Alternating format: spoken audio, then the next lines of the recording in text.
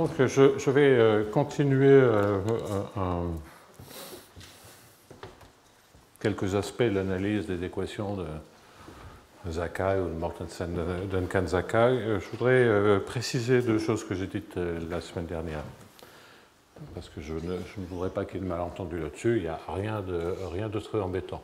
Donc, remarque sur le cours de la semaine dernière. Alors,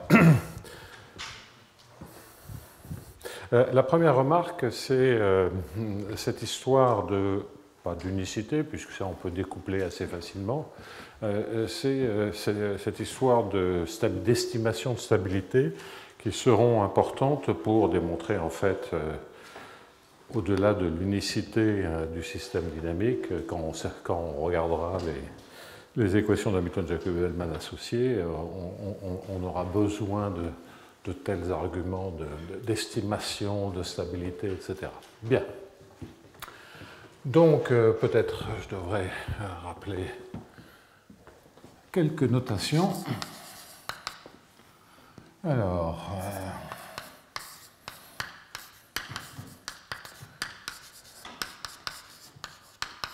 je vais écrire les choses comme ça sera peut-être un peu plus clair. dt, là je vais écrire ça comme di de gamma IJM dBJT plus 1 HJ M dBJT. Bon, alors donc, je vous rappelle, tous les coefficients, les AIJ, les BI, les gamma I, les HJ, les gamma IJ, les HJ, tout ça sont supposés réguliers, bornés. Bon, alors, sur les AIJ, BI, gamma IJ, c'est pas crucial qu'ils soient bornés. Des hypothèses assez standards du style BI, gamma IJ à croissance au plus linéaire suffit. Pour le AIJ, comme c'est défini positif, on peut dire croissance au plus quadratique. On n'a pas besoin de parler de la racine carrée, on s'en déduit. Donc ça va. En revanche, c'est une des remarques que je vais faire aujourd'hui, parce que je ne suis pas sûr de l'avoir dit très explicitement, HJ, qui est, comme tous les autres coefficients, une fonction de x et de y, m étant une mesure en x. Et les HJ, eux, le fait que ce soit borné, on va en parler ce matin, c'est une hypothèse assez importante. Donc il y a des soucis quand c'est pas borné. Ça correspond à, entre guillemets, si on était en train de parler vraiment de filtrage, à la fonction d'observation. Alors, on peut gérer des croissances très lentes, mais une croissance linéaire, par exemple, c'est un vrai problème. Et donc, tout ceci est couplé avec une équation qui est du style mu de mu. Là, ce sont des coefficients à nouveau réguliers, bornés pour simplifier, mu dBt. Et donc, à nouveau, mu j dBjt. OK. Donc, voilà. Donc, les mu-j, c'est en fait des matrices, puisque y est vectoriel dans RK, et ça, c'est une mesure sur RD. Bon, ça, c'est juste le rappel des notations. Une première remarque, c'était une question de Claude qui m'a fait penser, c'est que quand cette équation, donc, je disais, est naturellement posée si on pense à du filtrage ou à du contrôle stochastique avec information partielle et typiquement posée dans les mesures bornées. Je crois que j'avais noté comme ça pour être à peu près cohérent, positif ou nul. Bien. Et ce que je vous ai dit, c'est que l'analyse dans l'espace des mesures, surtout si on veut des estimations de stabilité, n'est pas si simple que ça. Donc on n'a pas de bonne métrique pour gérer à la fois une partie qui est une partie parabolique, une partie de transport stochastique, et puis un opérateur plus simple multiplicatif, mais qui entraîne quand même quelques difficultés. Bien. Et donc quand on dit que l'on plonge, qu'on va regarder l'unicité dans L2. Ça veut donc dire que l'on va prendre une condition initiale M0 typiquement déterministe. Hein. Donc ça sera un M0 de X, qui est dans L2. Et là, il n'y a aucune raison de parler de signe. Hein, on plonge dans l'espace tout entier, et puis voilà. Étant entendu que si on a l'unicité en L2, il y a un point qu'il faut vérifier, c'est que lorsqu'on construit une solution, on garde la positivité. Mais ça, c'est vraiment pas la difficulté. Bon, première remarque. Dans L2, je vous ai également parlé dans LP, je vous ai parlé de HS, de HSP, etc. Et en fait, pour les S positifs, ce sont des résultats de régularité. Dans LP, c'est dire que le problème est bien posé dans l'espace de... Et pour S négatif, c'est une manière d'atteindre toutes les mesures en plongeant l'espace des mesures dans un espace de Sobolev négatif. Bon, soit. Donc ça, c'était cette remarque que je voulais faire. Attention, il n'y a pas de signe. Alors dans les démonstrations que j'ai faites la semaine dernière, les signes ne jouent aucun rôle. Donc attention, dans le plongement, quand on dit on plonge dans L2, etc., il n'y a pas de signe pour M. La question de Claude, c'était comment justifier les M puissance P, mais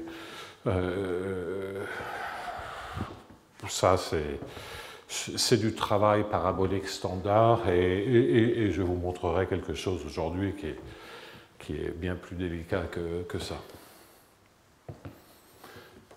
Alors, que dire d'autre? Oui, alors, sur les questions sur les estimations de stabilité,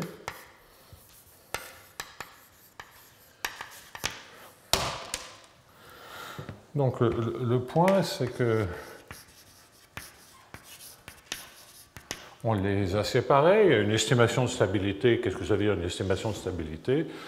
C'est de dire est-ce que je suis capable d'obtenir une majoration si je prends deux solutions correspondant à deux conditions initiales différentes, est-ce que je suis capable d'obtenir une estimation sur la différence des solutions, typiquement, je pense norme L2 ici, distance euclidienne pour les Y, et ça, cette partie-là, comme elle est découplée, hein, les MUJ ne dépendent que de Y. Si on a des dépendance en M, il faut qu'elle soit assez régulière, mais là, je ne vais vraiment pas rentrer là-dedans.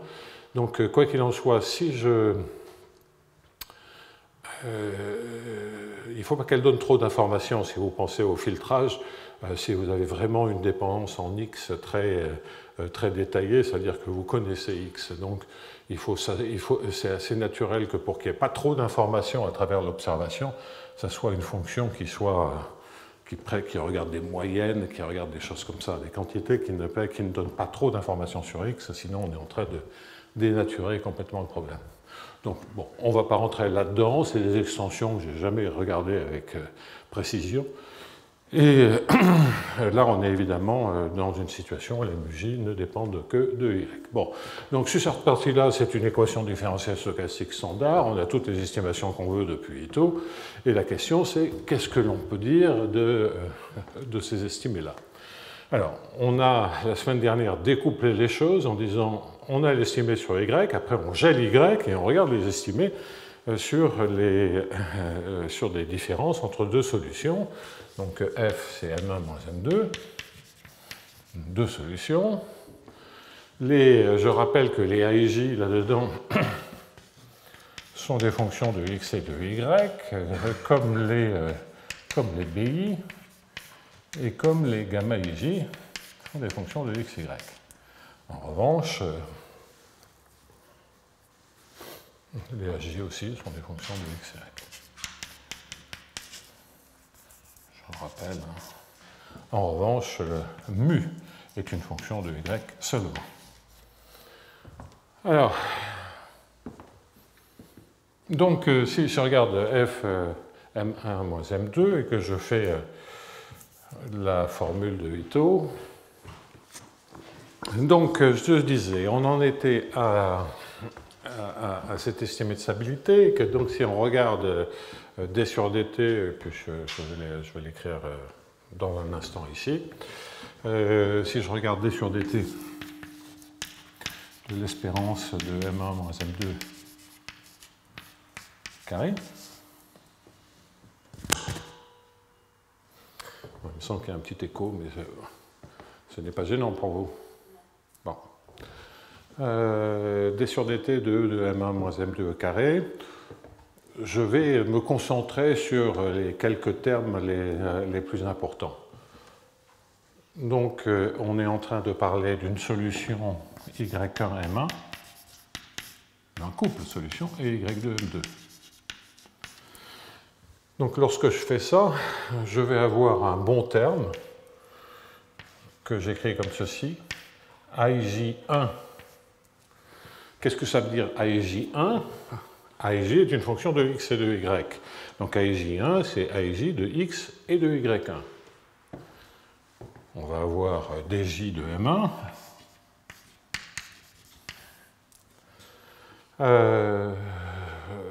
Oui, moins AIJ2.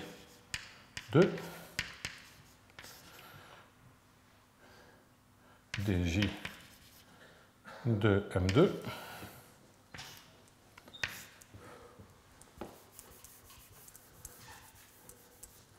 Fois m1 moins m2, ça veut dire fois f. Et puis on va avoir d'autres termes qui ne sont pas très gênants. Et même les majorations de l'autre côté, je ne vais pas écrire en détail pour qu'on voit bien quel est le problème. Bon, bah, comme c'est standard dans tout problème, on va dire que ça, on en fixe un par exemple. Dans des cas comme ça, c'est mieux souvent de prendre la demi-somme, mais ça n'a aucune espèce d'importance. On va dire que ça fait A1 IJ dj de M1 moins M2, c'est-à-dire djf fois dif. Ce qui veut dire que j'ai remplacé le AIJ2 par AIJ1, et donc j'ai en outre un AIJ1 moins AIJ2, ce que j'ai ajouté et retranché, et là c'est un dif. Et c'est pas un m carré, c'est un m2. Donc ça c'est évidemment le bon terme, hein. On a, si vous voulez, la norme L2, l'espérance de la norme L2 de f, et on a l'espérance de la norme L2, les autres termes se font absorber par le AIJ1 et par ces deux termes-là, et on a la norme L2 du gradient de f, la norme H1 en espérance, l'espérance de la norme H1 au carré. Mais on a évidemment le terme qui pose un problème, qui est le terme. Et là, il faut bien. Il y a à la fois le problème. C'est surtout le problème de l'espérance, ce n'est pas le problème de l'intégrale. Et donc, je l'explicite. On va avoir ici y1 moins AIJ de x et y2.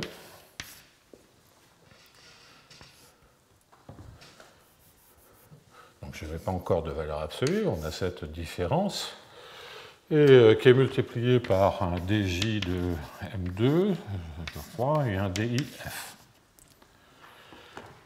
Bon. Ben là, du coup, il y a un vrai problème, parce que, oubliez même les intégrales, ça c'est en gros du y1 moins y2, ça c'est du gradient f. Donc on maîtrise le gradient f au carré, on maîtrise le y1 moins y2 au carré, mais pour ça, ben, il faut avoir une information sur djm2, dire typiquement que c'est borné. Alors, c'est pas tant en espace le problème. On pourrait contourner la difficulté, c'est en espérance. C'est que ce soit être borné en x et en oméga. Et ça, des trucs qui sont construits sur le mouvement brownien des équations différentielles stochastiques et que l'on veut vraiment borner, on est mal barré. C'est en général pas vrai. ça a beaucoup d'estimation dans LP. Alors si vous commencez à mettre des normes plus élevées, ben on sort d'un cadre de Grandval avec dans L2, on a chaque fois qu'on prend une intégrale, il faut faire appel à des normes plus grandes, donc il y a une difficulté. Donc c'est pour ça que je préfère vraiment séparer dans les estimés de stabilité le Y du M, mais ça on va le payer pour un peu plus tard. Il va falloir faire un tout petit peu attention, c'est-à-dire qu'on a un système couplé, mais typiquement si vous avez juste un système couplé de diffusion avec ici un X, un Y, ça joue le même rôle. Là, les deux composantes du système ne sont pas exactement sur le même plan. Donc ça c'est une difficulté supplémentaire qu'il n'y avait pas lorsque on ne regardait pas une équation généralisée comme ceci. Alors, la troisième remarque que je voulais faire, alors, dans quel sens vais-je faire les choses? Je veux vous parler de L1. Ah oui, la borne. Il me semblait bien que j'oubliais quelque chose. La borne sur H, ça c'est une question qui est un peu particulière, c'est qu'au fond, il y a trois parties dans cette équation. Donc, je vais les... Donc, vous avez une partie que je qualifierais de parabolique, totalement standard. Hein, c'est sous forme conservative, une équation parabolique du second ordre.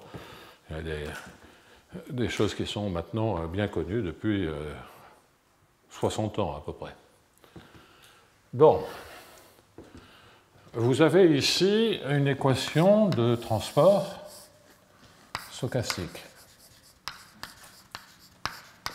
Alors, si on pense vraiment transport stochastique, ça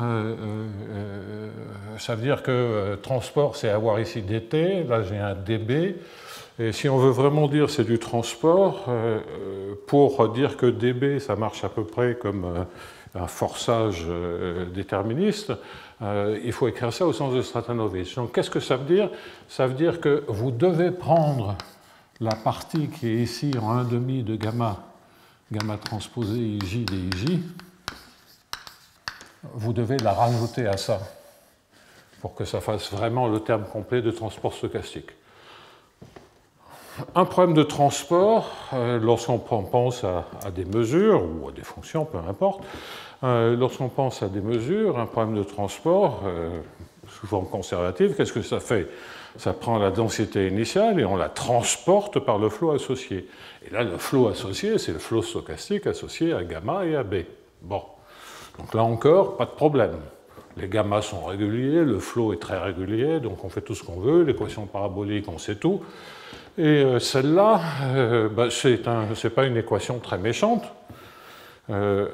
puisqu'on peut la résoudre explicitement.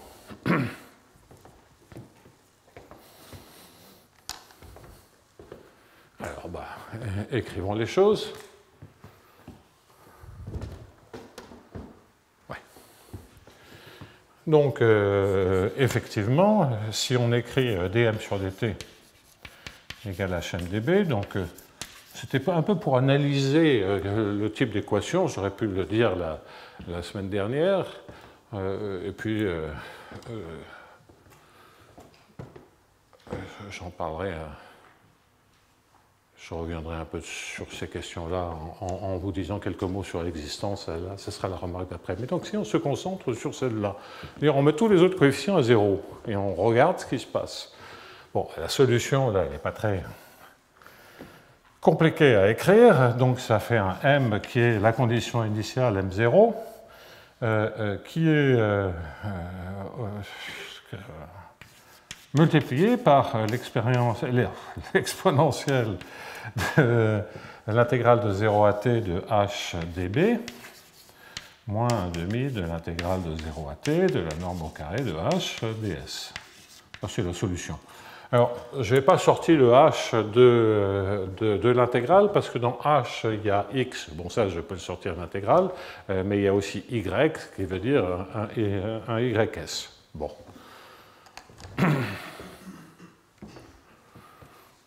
Bon, ça, ce que l'on voit, c'est que, en termes de résoudre ce problème-là, c'est pas trop difficile, on a une solution quasi explicite. En revanche, c'est là où on voit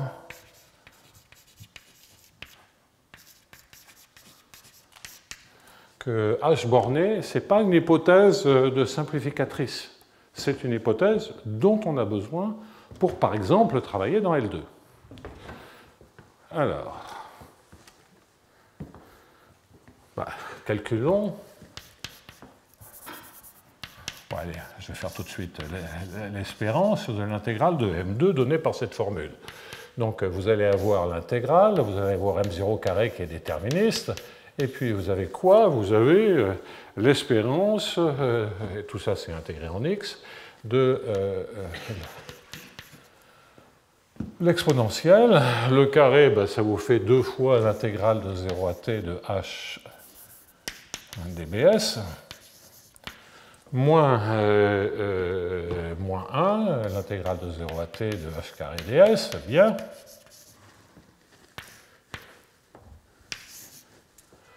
Et puis ça, grâce aux propriétés de martingale, on va simplifier. Maintenant, on va dire que h ne dépend que de x. Donc, si vous voulez, ça reste, c'est évidemment la même chose quand il y a une dépendance en y. Donc, si je fais ça, ça me fait 2h bt h de x, bt moins la norme de h de x au carré t. Ouais. Et ça, bon, on sait le calculer explicitement. Ça me fait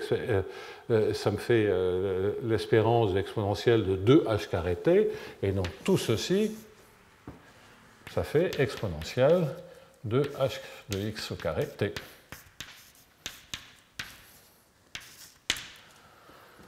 Bon, alors ça c'est simplement que quand on écrit un truc comme ça, on sait que c'est une martingale, donc son espérance vaut 1, et puis voilà. Donc là, c'est pas... normalement, il faudra en avoir 2 ici pour qu'on ait une martingale, et donc il faut en rajouter un, et il est là. Bon, eh bien là, on voit tout de suite qu'il y a un problème. Parce que si h n'est pas borné, M0, disons qu'il est dans L2, oui, dans ce que vous voulez, ça veut dire que ça, c'est dans L1, mais je le multiplie par un poids qui est exponentiellement croissant si h a une croissance. Et c'est un poids méchant, c'est en exponentielle tx carré si h croît linéairement. Mais même s'il y a une petite croissance polynomiale, cela explose. Donc en général, si vous avez un M0 dans L2 et un h qui n'est pas borné, instantanément, la solution n'est plus dans L2. Ça explose. Bon, alors on pourrait se dire, ah ouais, mais ça c'est parce qu'on a la mesure non normalisée, donc on pourrait regarder du côté de Kouchner, ou simplement de dire, je regarde m sur intégrale de m, est-ce que ça se passe mieux? Ça ne se passe pas mieux, là aussi ça explose. En norme L2. Alors en même temps, est-ce que l'on peut dire quelque chose d'autre? Donc ça, en général, dès que h, si h, entre guillemets, tend vers l'infini, hein, il faut préciser les choses. Donc en travaillant pas mal, on peut avoir des croissances en racine carrée du log. Bon, alors, franchement, c'est des croissances hyper lentes, ça n'a absolument aucun intérêt. Et donc en travaillant sur les poids, etc. Mais bon. Donc ça, c'est une difficulté intrinsèque. On n'a rien fait, on a écrit les choses, et c'est pas de rajouter ça, la diffusion, ça a tendance à écraser les supports, ça gagne un peu de comportement à l'infini, mais il y a une balance là-dedans qui est un peu compliquée. Hein. Donc, pas clair. Enfin, pas clair. A priori, les choses explosent. En norme L2. Ça, c'est clair. Alors, on pourrait dire, mais quand même, le truc est positif, qu'est-ce qui se passe? Alors, regardons l'intégrale de m. que la situation est assez intéressante. Si je regarde la différentielle de l'intégrale de m, ça, ce sont les dérivés, donc formellement, je laisse tomber, je reviens dans m qui est dans m+. Hein. Sinon, il faudrait prendre la valeur absolue, mais ça serait, il y aurait une inégalité. Donc si je regarde la masse totale, cette partie-là, elle est conservative, elle disparaît, cette partie-là, elle est conservative, elle disparaît, et qu'est-ce qu'il me reste? Il me reste juste cette intégrale-là.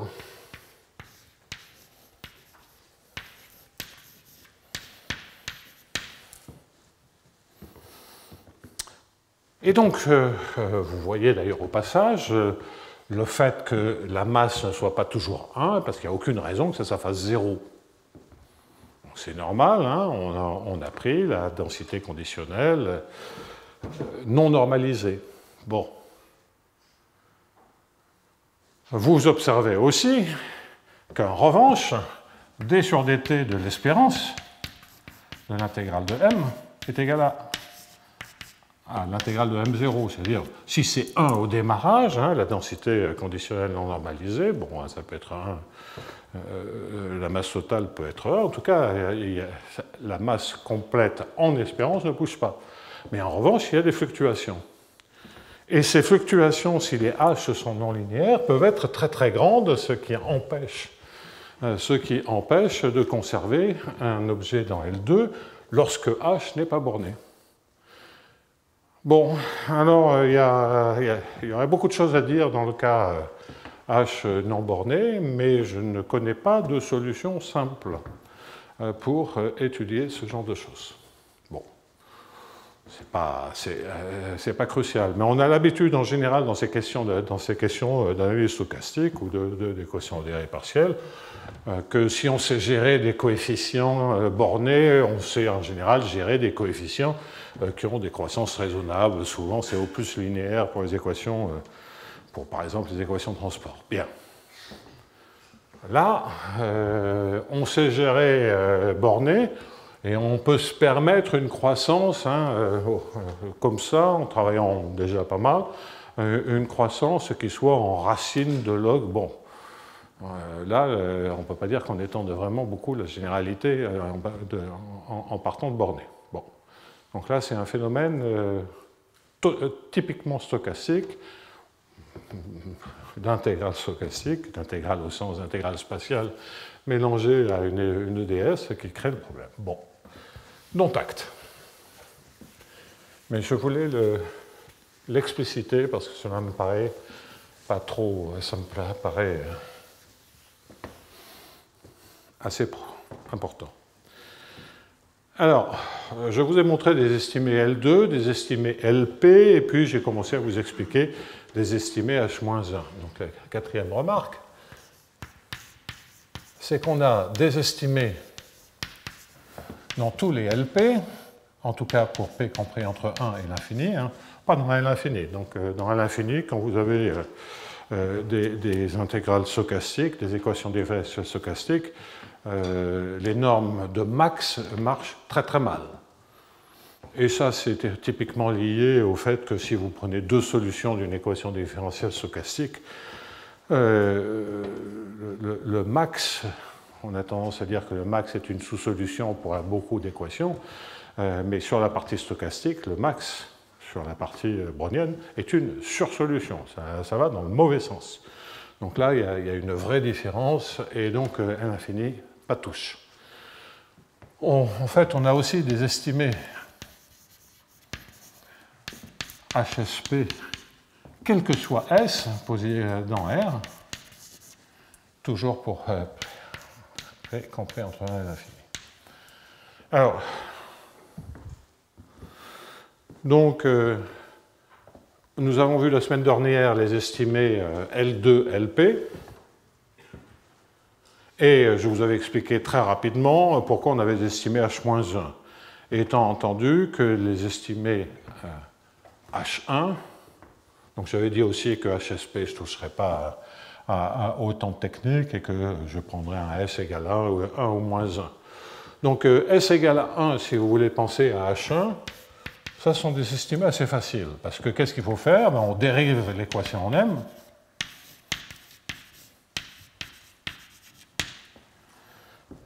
On dérive l'équation en m, donc éventuellement vous avez quelques termes supplémentaires qui apparaissent à cause de la dérivée des coefficients. Et puis vous utilisez exactement la même technique que pour les estimés L2 pour obtenir une estimation H1. Ça marche exactement pareil.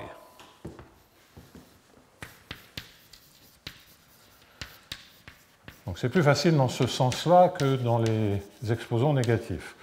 Donc je vais revenir ce matin sur H-1 pour être un peu moins rapide que ce que j'ai fait en fin de séance. J'avais vraiment pas le temps de vous donner tous les détails. Je vous ai fait simplement, j'ai essayé de vous faire sentir pourquoi ça avait une chance d'être vrai. Donc je vais faire H-1, donc j'échantillonne dans tous ces résultats, parce que sinon on va y passer tout le cours à faire des estimés qui n'ont pas grand intérêt et qui ne sont pas d'une nouveauté extrême. Donc je vais faire ça. Mais auparavant, je veux parler d'estimé L1. Et quand je parle d'estimé L1, c'est d'unicité dans L1. Alors là, on se rapproche beaucoup des mesures, mais enfin, ce n'est pas tout à fait les mesures. Alors, l'unicité, donc toujours y est fixé, et on regarde et on fait l'unicité des m, puisque l'unicité de y, ça n'a rien à voir avec les normes que l'on met sur les LP. C'est découplé, en ce sens-là.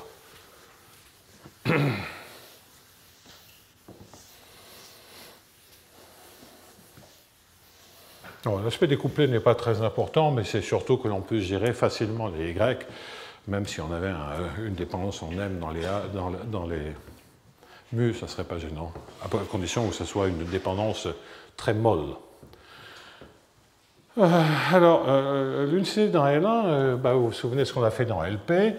On a regardé f puissance p, et bon, ok, il y a une petite singularité en 0, mais on est dans le domaine standard pour les équations paraboliques, et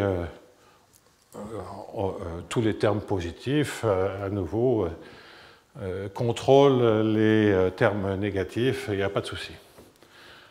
Alors, lorsque vous prenez p égale à 1, comme il faut prendre la dérivée seconde de f puissance p, ce qui fait valeur absolue de f à la puissance p moins 2, ok, petite singularité à 0, mais c'est toujours multiplié par des f ou des gradients f, donc il n'y a pas de souci. En revanche, pour p égale 1, il y a un gros problème, parce que la dérivée seconde, ça vaut 0, sauf en f égale à 0, où on a une sorte de masse de Dirac, on est en train de concentrer tout sur f égale à 0. Donc, c'est pas extraordinaire. Qu'est-ce que ça veut dire? On ne le sait pas. Alors, il y a une astuce qu'on retrouvera sur notre route un tout petit peu plus tard, qui est de dire, bon, la valeur absolue, c'est la norme L1, c'est la valeur absolue de S, c'est l'intégrale de la valeur absolue de F. Donc le problème, c'est que c'est cette pointe qui est ici. Le fait que ce soit linéaire ici, ce n'est pas très gênant, parce que ça contrôle quand même F. Si valeur absolue de f est égale à 0, vous avez bien que f est égal à 0. Il n'y a pas de souci. Donc ça contrôle. En revanche, le problème est ici. Le plus simple, c'est de le résoudre. De le régulariser. Donc, absolument standard. De moins epsilon à plus epsilon, vous prenez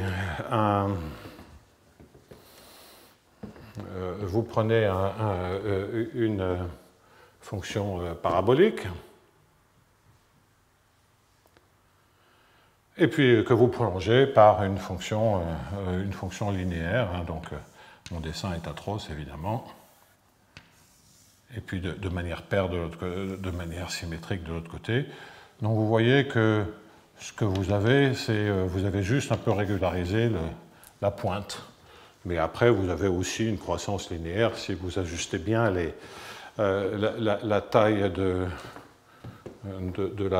la parabole. Là. Donc, on a je vais appeler ça cette fonction bêta epsilon, et on a un bêta seconde de epsilon qui est semblable, il y a peut-être des 2 qui flottent là-dedans, je ne sais pas, mais qui est semblable à 1 sur epsilon 2, la fonction indicatrice de moins epsilon plus epsilon.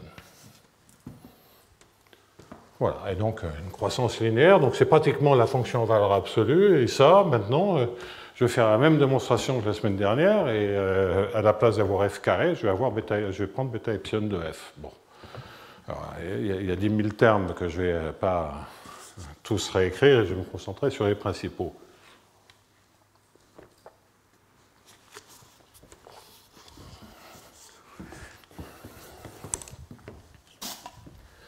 Bien. Alors, allons-y. Alors, je vais faire un peu vite et à nouveau, je ne vais pas...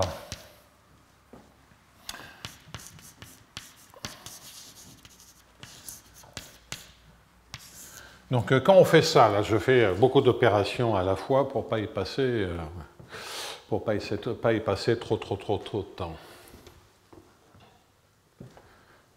Quand je fais ça, ça veut dire que je suis en train, en fait, de regarder d bêta epsilon de f. Donc, cela veut dire que sur la partie parabolique, et je ne regardais que le bout du second ordre, qui est quand même le bout essentiel, je vais, donc, qu'est-ce que j'ai ici? Je vais avoir l'espérance, et il y a une intégrale qui manque aussi, si je fais l'intégration par partie, c'est-à-dire que je multiplie l'opérateur parabolique par bêta prime epsilon. Il y a un DI de DIJ de AIJ, donc si je fais une intégration par partie, ça me fait un bêta seconde de epsilon de f, DIF, DJ de AIJ f. Voilà le terme essentiel de la partie parabolique de l'équation. OK. Donc je mets plus 3 petits points, parce que c'est les mêmes calculs que la semaine dernière. Hein. Et je mets inférieur ou égal. En fait, là, à ce niveau-là, c'est vraiment à égal. Et ce que je vais avoir, c'est les termes de Ito. Bon, alors il y a des termes difficiles. C'est le terme de transport. Donc ça me fait un espérance. Celui-là, que me donne-t-il? Il me donne un bêta seconde epsilon de f. J'ai un 1,5. Et je vais avoir la divergence de gamma f, qui est un vecteur puisque gamma est une matrice, et qui est en norme au carré. Donc ça, c'est correct. Puis j'ai le terme en H, mais alors lui, je le mets ici, celui-là, il n'est pas très gênant. Ça fait un bêta seconde epsilon de f, et j'ai quoi? J'ai hf au carré. Bon, il y a même un demi.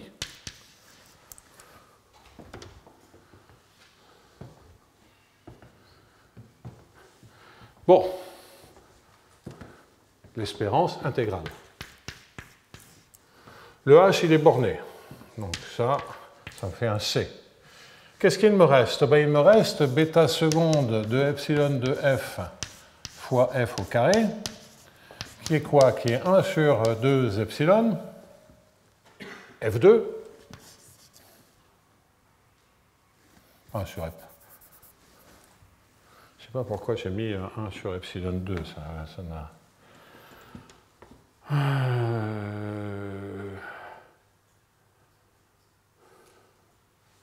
Bon, si, c'est ça. Donc, j'ai...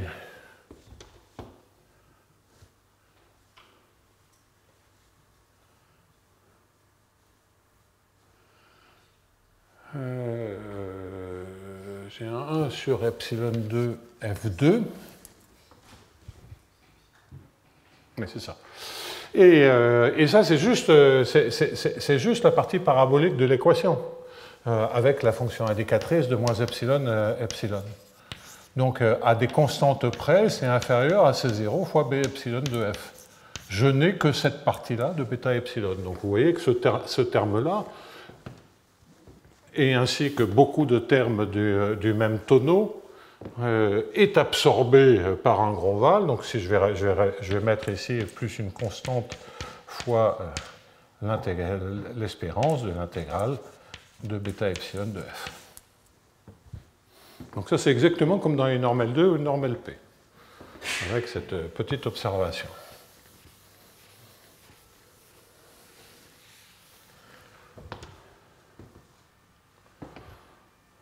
Alors ça marche bien, ça, cette technique, parce qu'on a une équation conservative, mais là je ne veux pas rentrer dans ces détails. Là-dedans, d'ailleurs, de la même façon, vous voyez que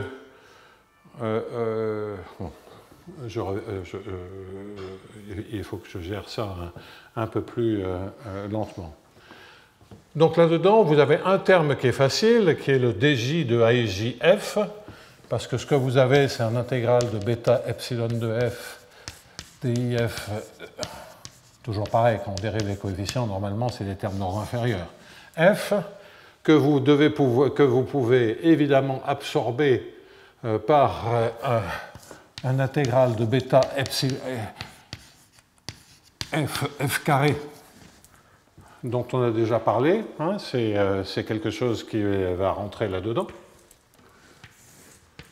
Même remarque précédemment. Et puis vous avez un petit terme, donc je vais mettre un 1 sur delta et delta, que vous pouvez prendre aussi petit, Cauchy-Schwarz, plus delta. Vous avez un bêta epsilon de f, AIJ, DIF, DJF, qui est le bon terme. Qui est le bon terme que vous avez avec un coefficient 1 lorsque vous faites porter la dérivée. Donc celui-là, ça veut vous dire qu'à la place d'avoir 1, vous allez avoir un moins delta, et si on a un peu de marge dans les estimations, et on les aura, on l'aura. La morale de l'affaire, c'est que fondamentalement, on peut penser que ce que l'on a ici, c'est un bêta seconde epsilon, AIJ, DIF, DJF. Bon. Donc je vais essayer de faire un maximum de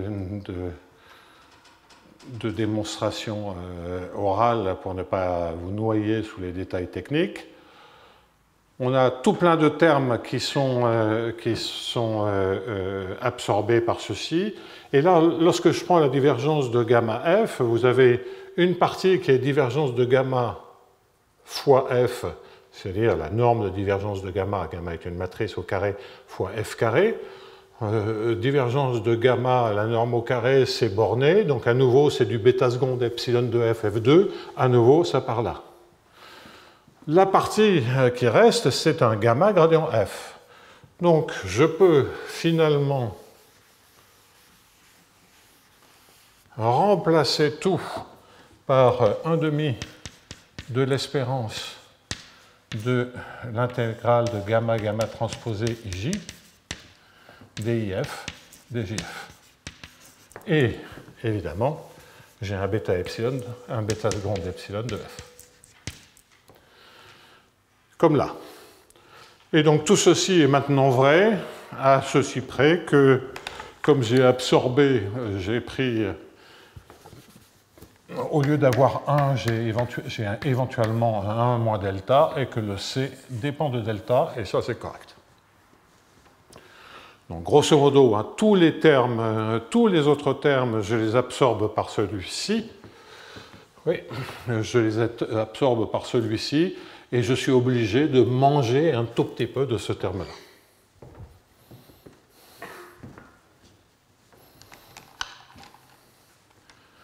Et le moins j'en prends, évidemment, le plus ça fait grandir, c'est du Cauchy-Schwarz, ça fait grandir l'autre terme. Bon, mais ça suffit, et là on peut maintenant conclure, parce que bêta seconde de epsilon de f, donc vous voyez que ça, il n'y a plus de singularité et tout, on a tout régularisé, et vous avez une assez bonne estimation, puisqu'elle vous dit que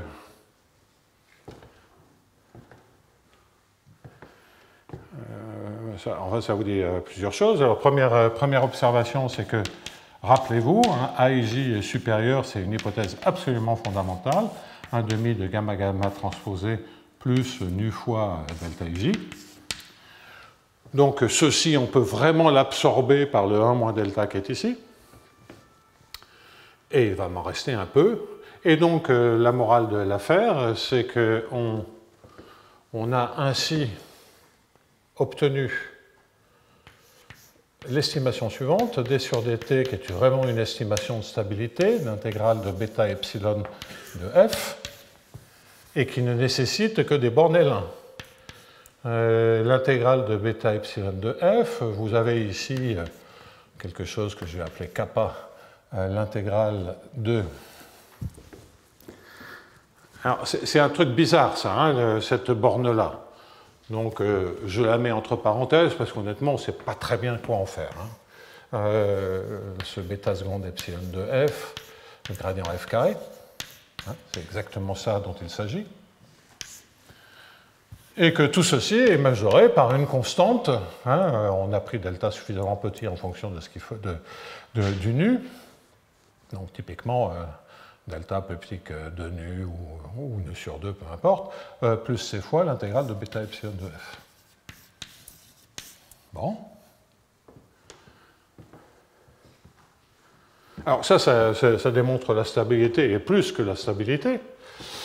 Mais le c qui est là, il est indépendant de epsilon. Donc vous pouvez même faire tendre epsilon vers 0 et récupérer une vraie estimation L1.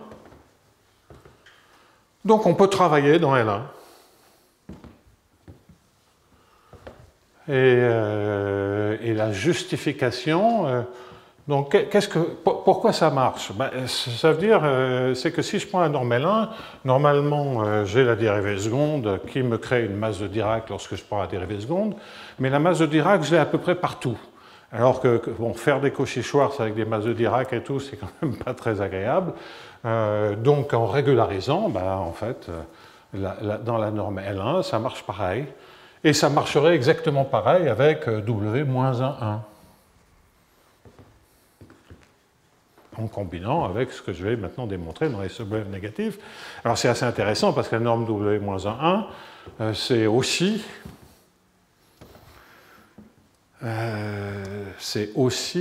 la distance de Wasserstein 1. Bon. OK. Là, à dire qu'on sait faire une théorie complète, c'est bon.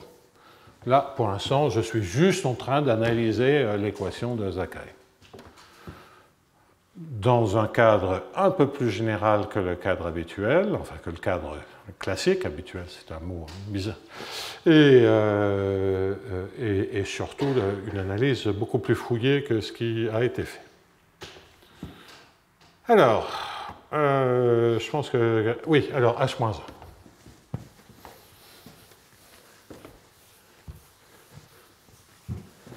Et une fois que je vous aurai convaincu de ce qui se passe pour H-1,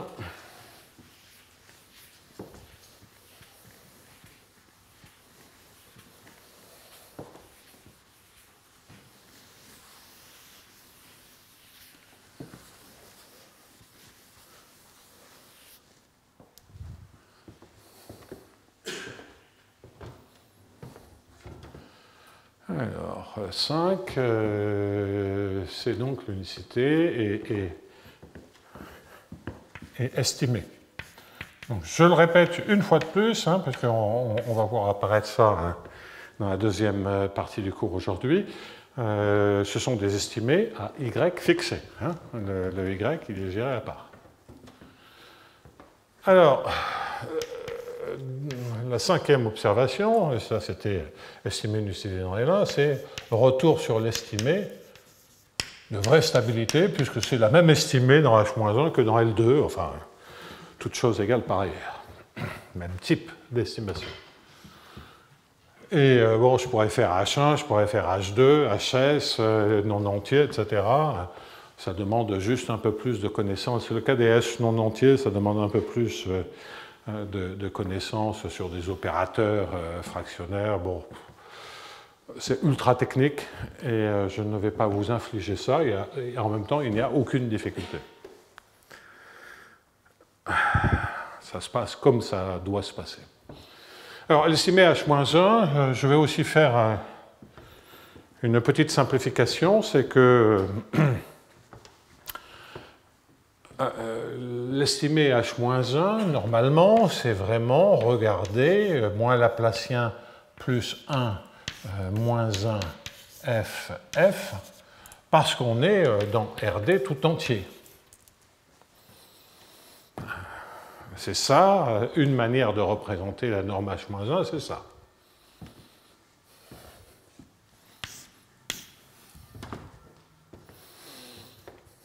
Et donc, c'est l'intégrale de UF, où U est le potentiel qui est ici. Et évidemment, c'est l'intégrale de gradient U carré, puisque F, c'est moins Laplacien U plus U carré. C'est-à-dire la norme H1 du potentiel. Hein, donc, penser norme H-1, c'est penser norme H1 du Laplacien inverse, hein, évidemment.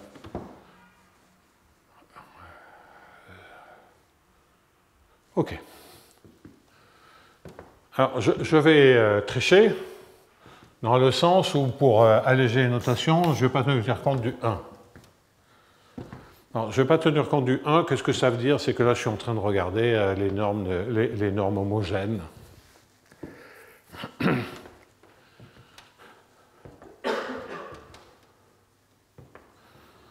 C'est juste pour alléger.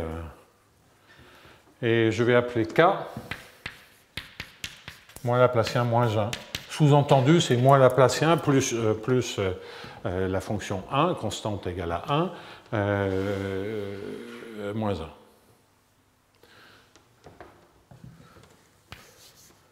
Donc, si j'écris directement l'espérance, et à nouveau, je vais travailler sur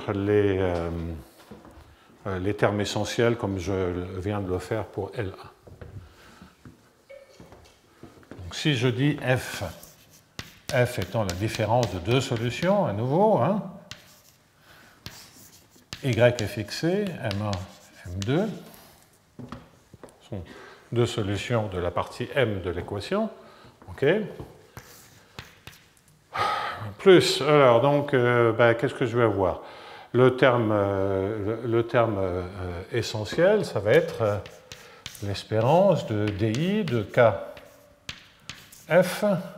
DJ de AIJ DJF. J'ai simplement commuté DI et K, ce sont des opérateurs à coefficient constant, tout commute. Ils sont invariants pour translation, quoi. DI de KF, que ce soit à peu près clair. Bon, donc il y a cet opérateur-là à gérer.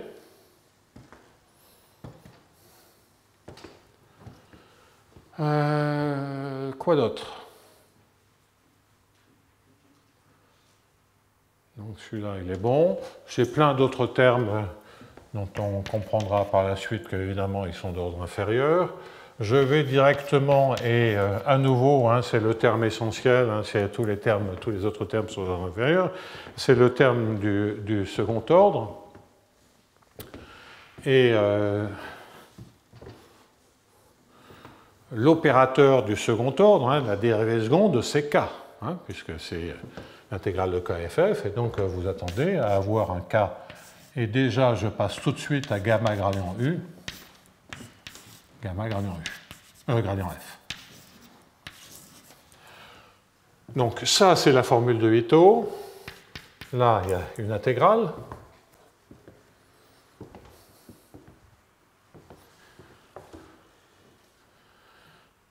OK. Donc là, il y a une intégrale, il y a l'espérance sautillée, plus des termes d'ordre inférieur. Alors déjà, comprenons pourquoi ça marche.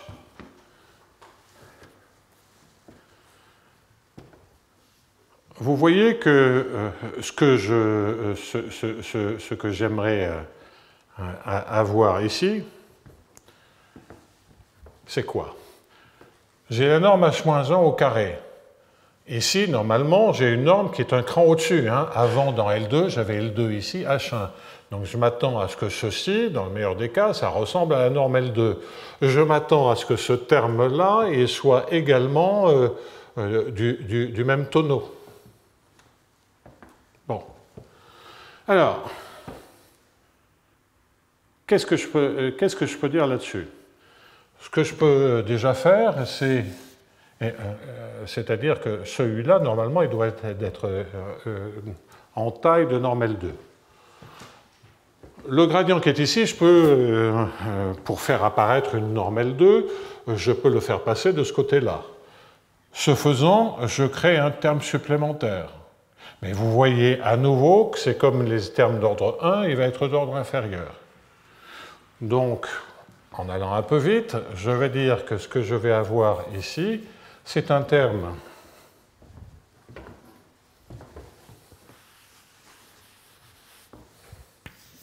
en F, un gamma gradient de K, gamma gradient F.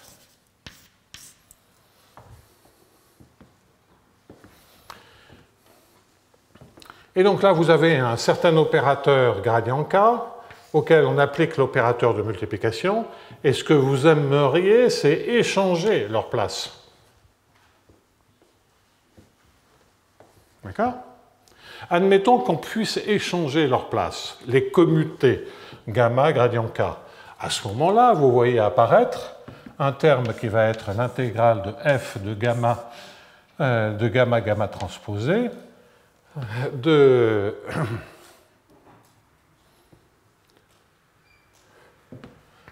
gradient, en fait c'est une divergence, hein, de divergence de K gradient f.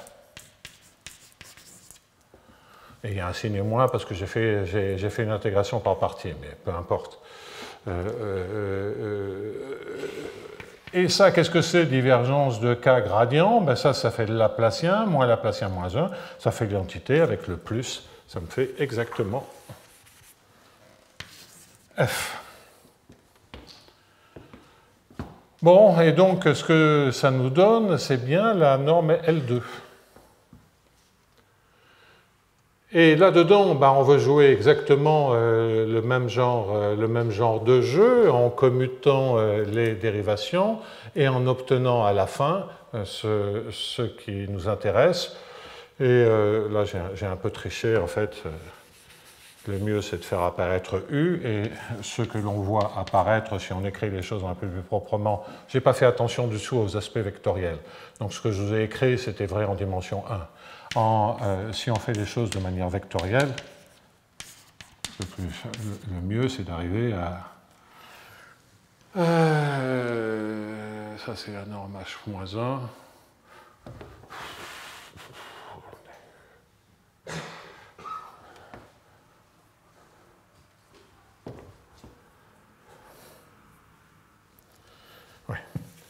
Alors, si on fait vraiment tout le calcul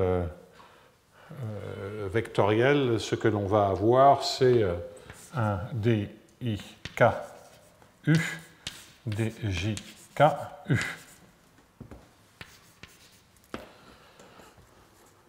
Donc, comme j'ai tout fait en dimension 1, ça c'est la dérivation de U, c'est le F. Et le résultat que je vous ai écrit, c'est exactement ça. Donc, pourquoi il faut faire apparaître, c'est qu'il y a des gammas, il n'y a que des matrices partout, et donc lorsqu'on fait le calcul précis, c'est ça que l'on obtient. Alors, ce qui est bien une norme L2 de F, hein, parce que U, c'est le moins Laplacien moins 1 dans F, OK, et je prends sa dérivée seconde. Donc la norme H2 de U, c'est la même chose que la norme L2 de F.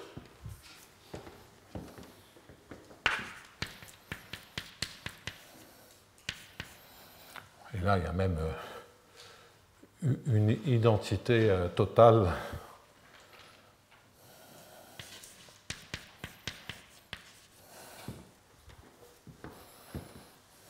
Ouais, bon, allez, je vais mettre semblable parce que ce que je dis là, c'est sur les normes homogènes, sur l'identité. Simplement l'intégrale de Laplacien U carré, c'est l'intégrale des DIJ U carré, bon, peu importe. Bon, voilà, donc, mais le point fondamental, c'est de pouvoir commuter et de ne pas perdre d'informations, parce que de la même manière, là, on va arriver, si je me permets de faire toutes les commutations possibles, je vais arriver de la même manière à un AIJ, DIKU, DJKU, où U est le potentiel. Très bien. Alors, j'essaie de faire les choses le plus possible à la main, mais là, les vraies démonstrations là-dedans, c'est les lemmes de commutation qui font qu'on n'a pas à se soucier trop de faire des calculs explicites, et on n'a pas le choix, si on veut faire des S non entiers, il faut absolument passer par des lemmes de commutation qui sont standards. Donc, quoi qu'il en soit, donc là, vous allez avoir ça. Et donc, vous voulez dire, à nouveau, hein, c'est toujours pareil, c'est ici faire un échange de AIJ, de le sortir, etc., etc. DJ, et là, il y en a un peu trop de DJ. Ça ferait trop de dérivés, là. Donc ça, maintenant, c'est correct. Bon, alors celui-là, il n'est pas le plus méchant, hein, parce qu'il s'agit juste de dire c'est un DJ de AIJ, mais après, il faut le commuter avec le DIK qui est là. Et donc là, le AIJ, il va falloir le faire passer de là à là. Bon, ok. Si on fait les choses soigneusement, et je les ai faites à peu près soigneusement là-dessus, vous voyez apparaître ceci, et vous voyez que dans les lemmes de commutation, il ne faut surtout pas faire, il faut qu'on gagne quelque chose. C'est-à-dire que la commutation économise sur les dérivés dont on a besoin, parce que là, on n'a plus de place au bout. Au bout, il y a un demi de gamma G transposé et un AIJ dont on sait juste qu'il est supérieur à un demi de gamma G transposé. Donc si on rajoute des termes qui sont de l'ordre de grandeur de ceci, on est fichu. Donc, ce que l'on doit absolument, c'est de dire que je fais des commutations, mais ces commutations économisent sur les dérivés. Qu'est-ce que ça veut dire, ça? Alors, je vais faire des lemmes qui sont ultra connus.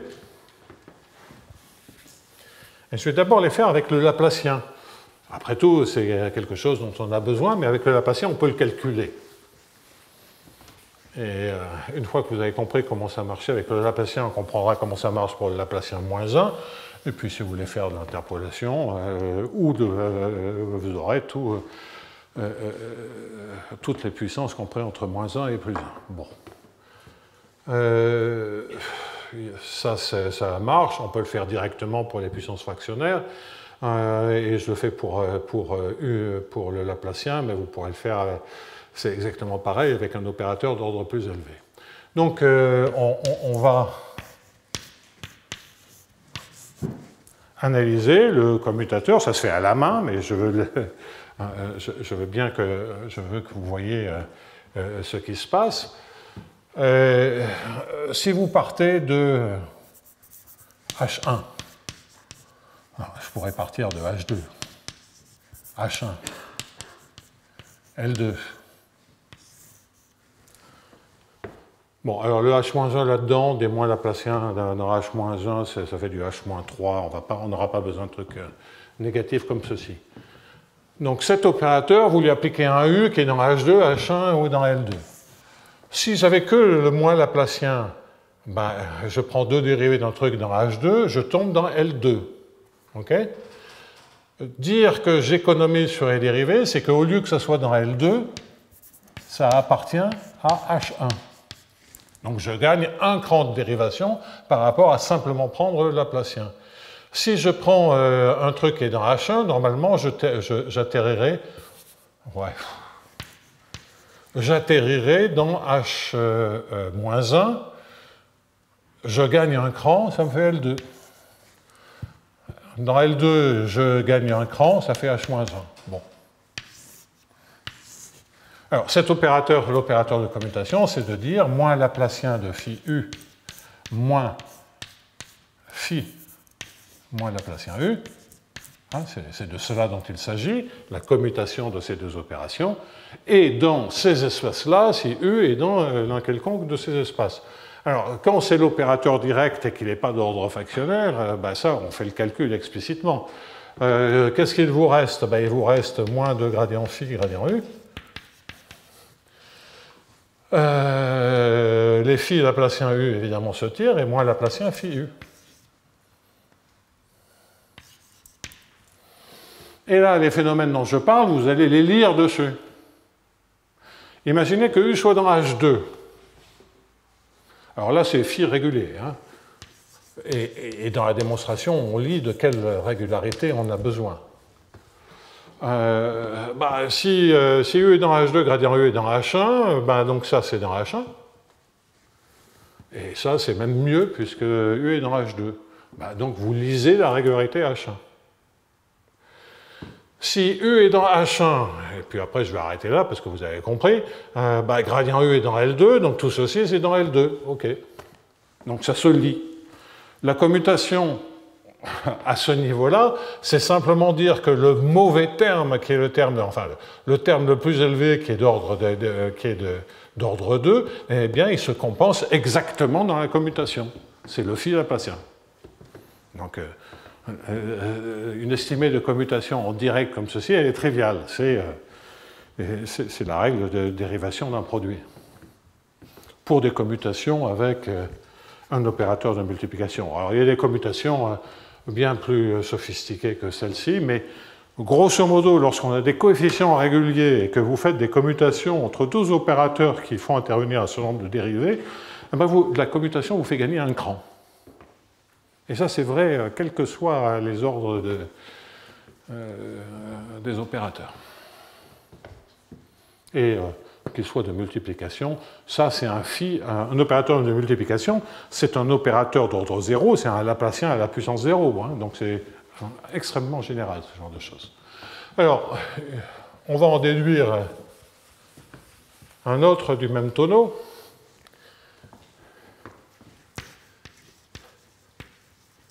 Alors K, hein, c'est moins Laplacien plus 1 moins 1, ou on a dit simplement moins Laplacien moins 1 pour simplifier. K phi. Donc là, je vais injecter. On a plutôt tendance à être dans des espaces négatifs. Donc je vais faire, je ne sais pas, L2, H-1. Je pourrais faire H-2 si j'en avais envie, mais ça, je ne m'en servirai jamais. Enfin, de toute façon, j'ai fini dans H-1 essentiellement. Etc. Alors, qu'est-ce que ça donne? Ça, c'est moins Laplacien moins 1. Donc si on est dans L2,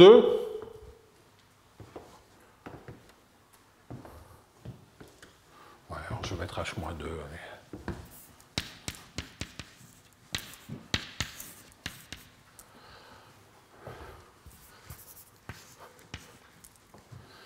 Donc si on est dans L2, le K, il nous fait remonter de 2 crans de régularité, ça fait du H2. Si j'en gagne 1, ça fait du H3. Correct, oui. H-1, si ça nous fait normalement le K, il nous remonte dans H1, hein, c'est l'inverse du Laplacien. De H-1, ça nous fait passer à H1. J'en gagne 1, ça fait du H2. Le H-2, j'en gagne 2, ça fait L2. Je gagne un cran, ça fait H1. Bon, là, je mets 3 petits points sur les... Et là aussi, je mets 3 petits points. Bon, allez, on va en regarder un, je ne sais pas lequel, mais peu importe. Alors, de quoi s'agit-il? Il s'agit de regarder moins Laplacien moins 1 de phi f, moins phi de moins Laplacien moins 1 de f.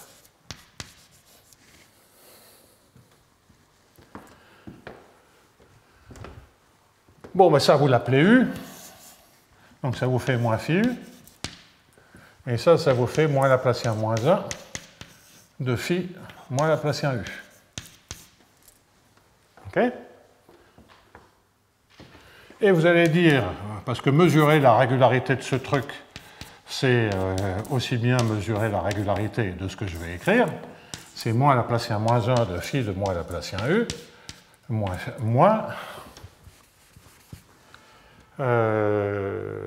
phi u. Attendez, là, qu'est-ce que je suis en train de faire là? moins phi u, moins Laplacien moins 1, et donc c'est un moins Laplacien, oui, pardon.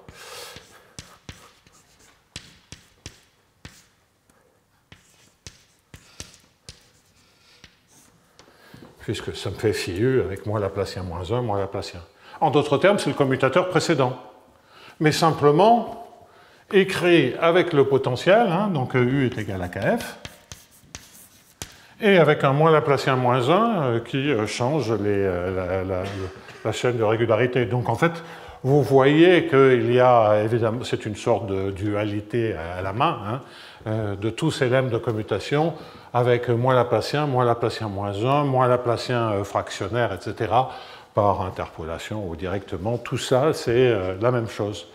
Donc la moralité, c'est que lorsqu'on faisait toutes les estimations a priori que l'on faisait, si à coefficient constant, quand il n'y a aucun problème de commutation, ça marche, ben ça va encore marcher lorsque les coefficients sont réguliers, parce que c'est des termes d'ordre inférieur qui vont apparaître. Voilà. Donc il n'y a pas de souci à se faire avec des dépendances en X lorsque vous avez des dépendances régulières. Hein. Si vous voulez regarder des coefficients dont la régularité est plus faible, là, il faut faire extrêmement attention. Mais là, je ne vais pas mélanger toutes les difficultés. Hein. Je ne connais d'ailleurs pas aucun travail sur l'équation de Sakai avec des coefficients qui ne soient pas assez réguliers.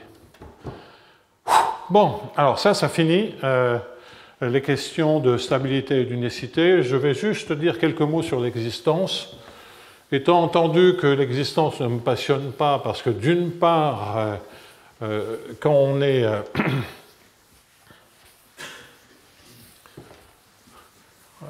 lorsqu'on travaille avec des mesures positives bornées, bah, l'interprétation stochastique nous donne une solution. Bon, il y a une petite justification à faire, enfin, en tout cas, à un sens faible. Et après, on a des résultats de régularité. Donc, je ne prétends pas que ça soit complet du point de vue de l'existence via la représentation stochastique. Il reste du boulot. J'ai déjà indiqué, en ce qui concerne l'existence, donc c'est ma dernière remarque,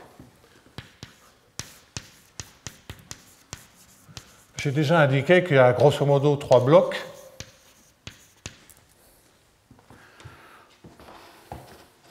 Un bloc parabolique standard avec un moins DI, et là, excusez-moi, mais je vais vraiment retrancher tout de suite le gamma transposé IJ.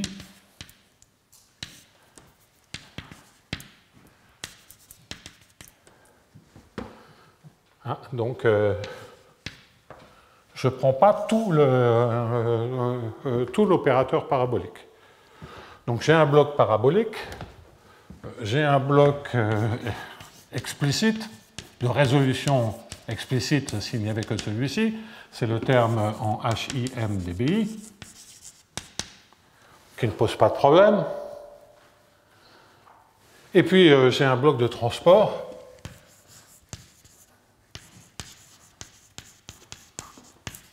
stochastique, qui, donc si je le réécris au second membre, c'est un demi de dij de gamma transposé ij m plus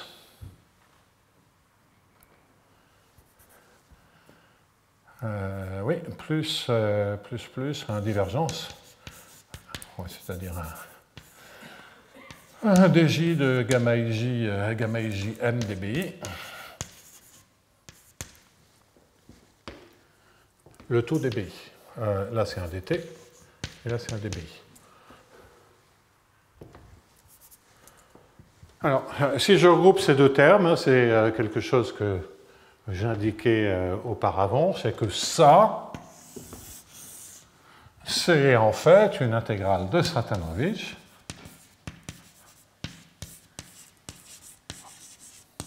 Bon, si vous ne connaissez pas, c'est simplement dire que c'est une intégrale dans laquelle on incorpore le terme spécifique au mouvement brownien, c'est-à-dire le terme de Ito, de sorte que cette différenciation, maintenant, obéit aux mêmes propriétés de chain rule, hein, de la règle de dérivation des fonctions composées, ce qui veut dire que si on n'avait que cet opérateur, on serait en train de dire que M est transporté, alors que ce soit une mesure ou une fonction dans L2, c'est juste une fonction composée, composée de la condition initiale et du flot associé à l'équation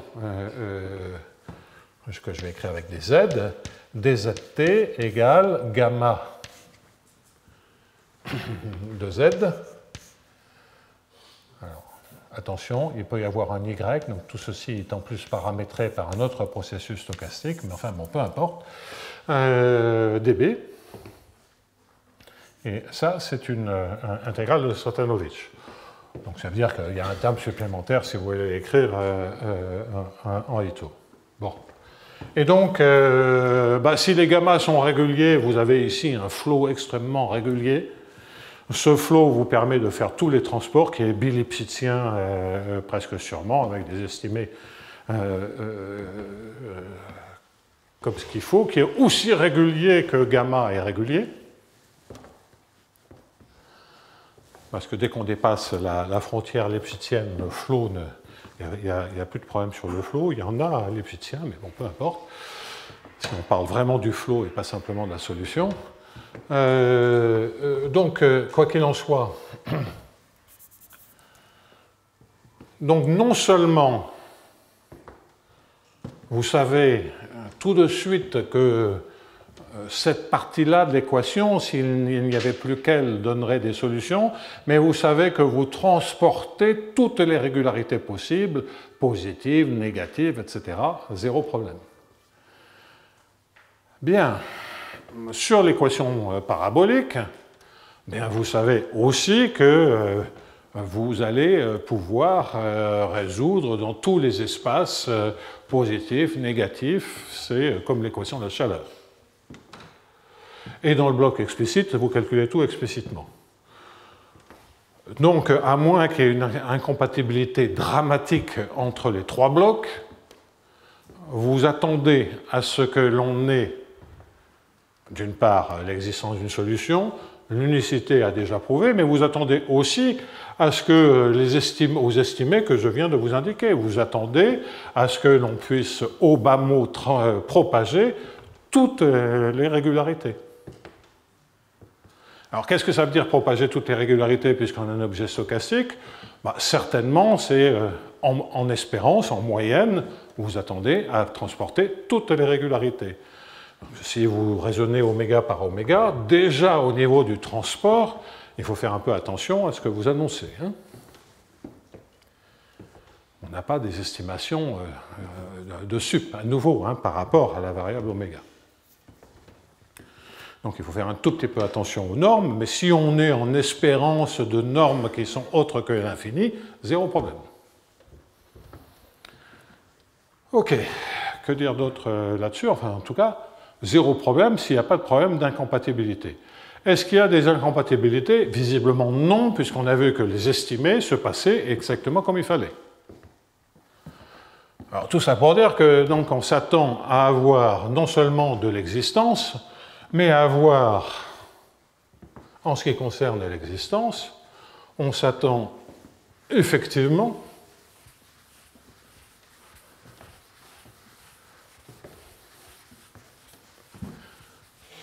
à avoir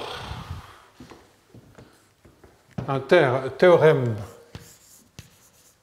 d'existence et d'unicité, c'est que si M0 appartient à HSP, alors, je vais éliminer P égale à 1 parce que, honnêtement, je n'ai pas vérifié ce qui se passait pour des HS1 avec des S non entiers. Parce que là, il y a les lemmes de commutation dans des espaces fractionnaires 1, il y a un problème. Il y a toujours un problème avec P égale 1, comme il y a un problème avec P égale l'infini. Pour P égale infini, le Laplacien n'opère pas bien. Il opère bien dans BMO, mais il n'opère pas bien dans L infini. Et pour P égale 1, le Laplacien, il n'opère pas bien non plus. Et le Laplacien moins 1 non plus. Donc attention, commutation L1, bon, il faut faire gaffe. Hein. Et là, en réfléchissant au cours, je fatiguais. Donc je l'exclus, étant entendu que le M0 dans L1, ça marche.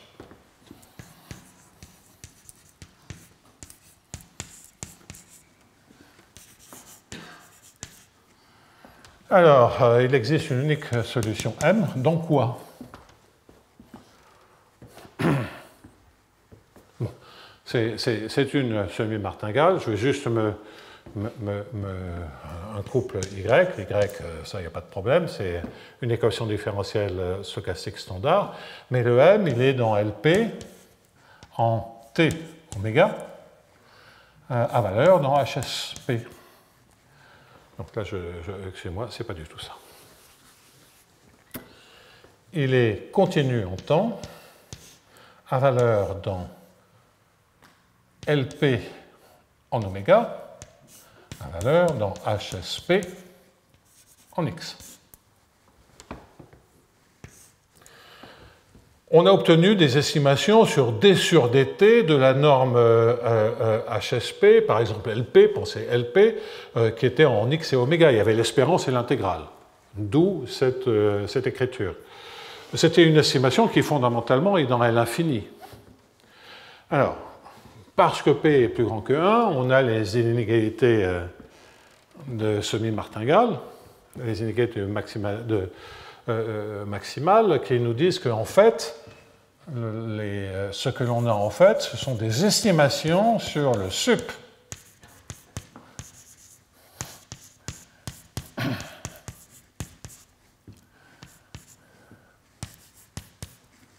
Donc ça, c'est les estimées maximales, c'est l'équivalent probabiliste des estimées sur les fonctions maximales. Lorsqu'on a une semi-martingale, c'est la technique standard, lorsqu'on a une estimation sur les semi-martingales, on en déduit sans trop de difficultés des estimées maximales de ce style-là. Et donc, en fait, on contrôle la norme du sup, et comme il y a un peu de travail sans trop de difficultés là-dedans, c'est en fait continu à valeur dans LP. Il y a d'autres manières de démontrer la continuité sans les estimées maximales. Hein. Bon. Si je n'ai pas vraiment démontré la continuité en temps, mais bon, j'ai démontré l'infini, et pour ce qui suivra, ça ne changera rigoureusement rien. OK. Alors, donc je vous ai donné, je pense, pas mal d'éléments pour rendre plausible ce théorème, en expliquant au moins formellement les estimations a priori. Évidemment, si on a l'existence avec des S positifs, on a de la régularité, ce qui permet de justifier tous les calculs formels. Mais il faut quand même démontrer, il faudrait quand même démontrer l'existence. Alors, il y a une manière horrible, il n'y a que des manières horribles de démontrer l'existence. Et il y a une raison fondamentale qui rend l'étude des EDPS souvent un peu emmerdante et technique, c'est qu'il n'y a pas de compacité en oméga.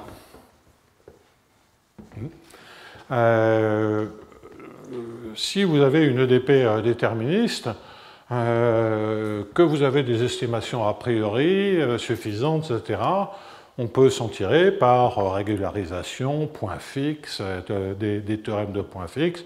Vous avez de la compacité, il y a des théorèmes de point fixe, donc c'est du travail purement technique, mais la route est libre. Les théorèmes de point fixe qui peu ou prou utilisent de la compacité, vous allez avoir de la compacité en X, même en temps d'ailleurs, mais la compacité dans LP de oméga, ça ne marche pas. Donc c'est bien pour ça qu'il y a eu la thèse d'état d'Étienne Pardoux, que les techniques de compacité, c'est des capacités en loi, qu'on résout en loi, mais là c'est même une approche trajectorielle, donc il y a une vraie difficulté. pas passionnante, mais il y a une vraie difficulté. Bon. Alors, plusieurs manières s'en en tirer. Il y a une manière qui est inspirée de ce qu'on avait fait dans des problèmes non linéaires avec Tak et Souganidis sur les solutions de viscosité stochastique, qui consiste à dire je vais faire un changement de variable sur les m pour absorber toute la partie stochastique que je peux résoudre explicitement. Qu'est-ce que ça veut dire? Ça veut essentiellement dire que je vais regarder f comme étant g, et je vais penser juste au problème de transport, et ici je vais prendre le z, hein, c'était le flow associé au gamma, donc là c'est pour h égale à 0, sinon il va falloir multiplier en plus donc un z de t et de x. Donc je force dans la solution la partie stochastique. Et je force, et j'en profite aussi, pour forcer, donc j'oublie sont des fonctions de x paramétrées par... Bon, bref. Et donc je force l'intégrale de 0 à t de h. Ouais.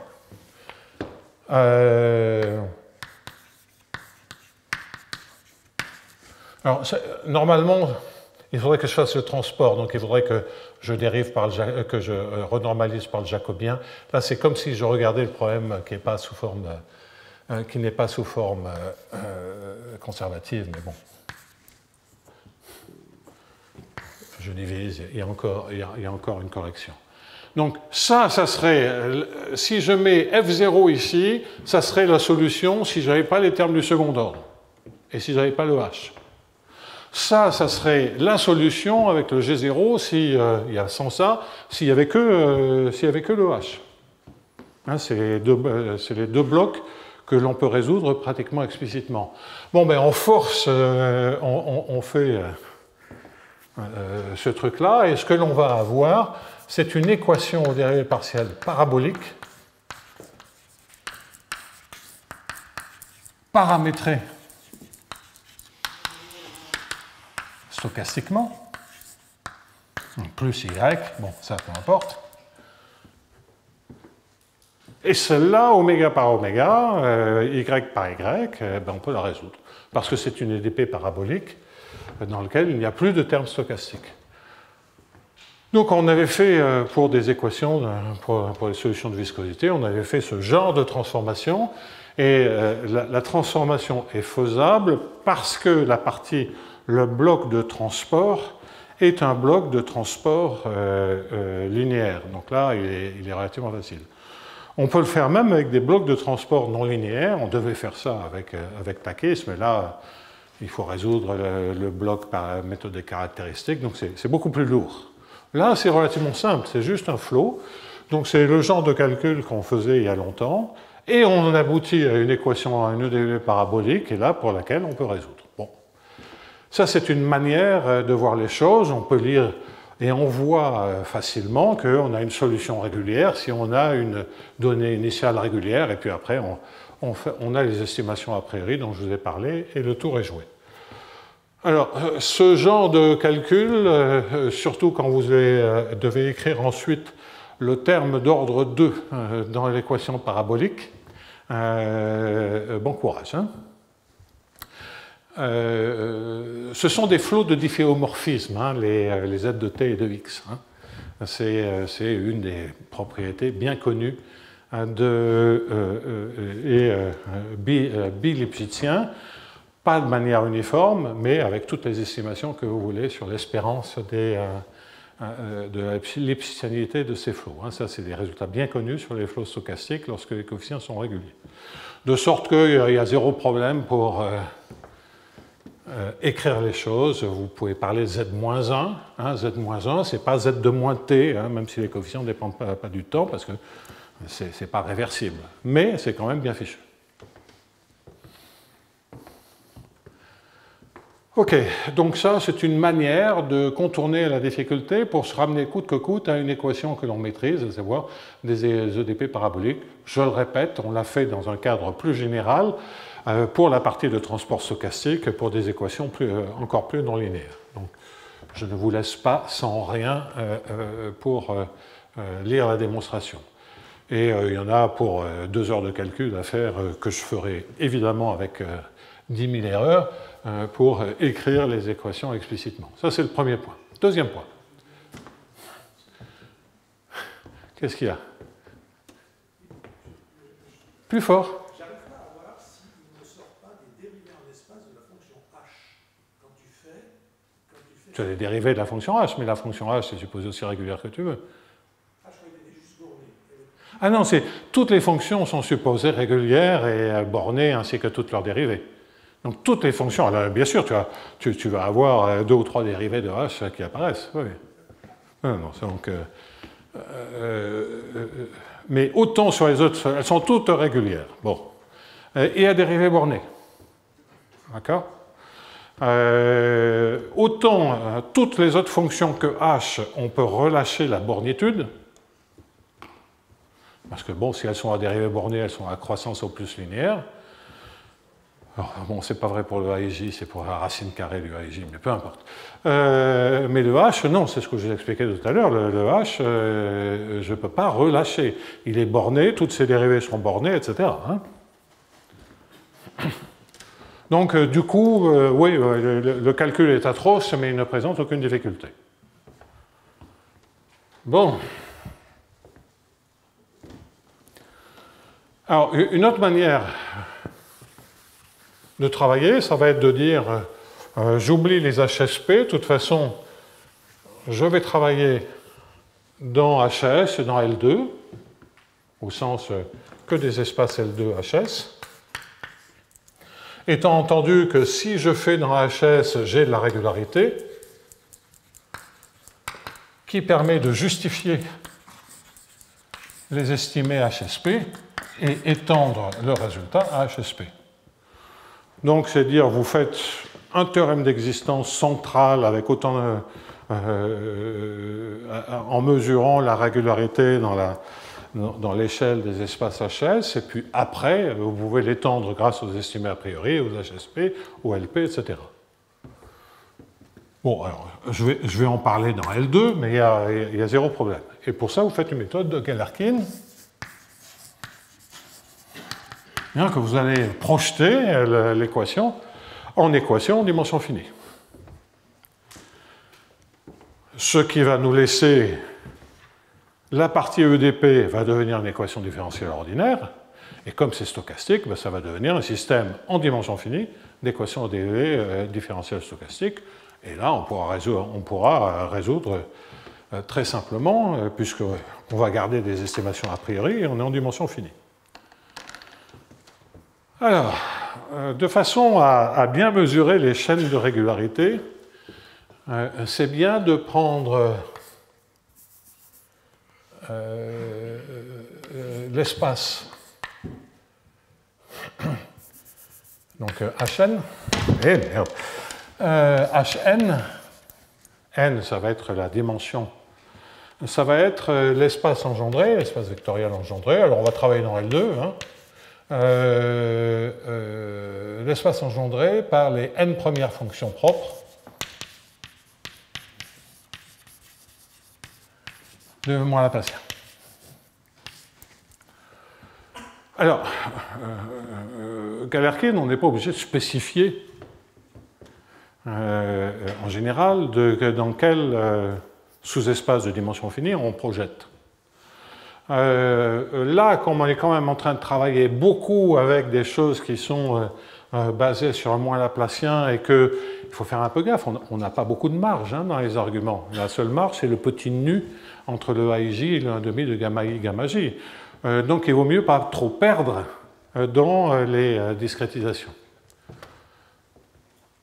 On n'est pas obligé de faire ça, mais c'est pas plus mal de le faire comme ceci.